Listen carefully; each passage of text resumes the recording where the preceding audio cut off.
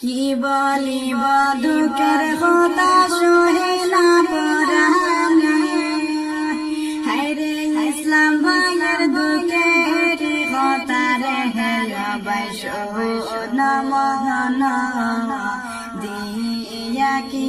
সুবহানাল্লাহ রে বাইশ নমন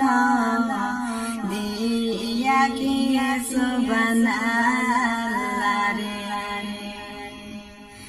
ইসলাম ভাইয়ের কথা হইতে চোখের পানির ঝরে,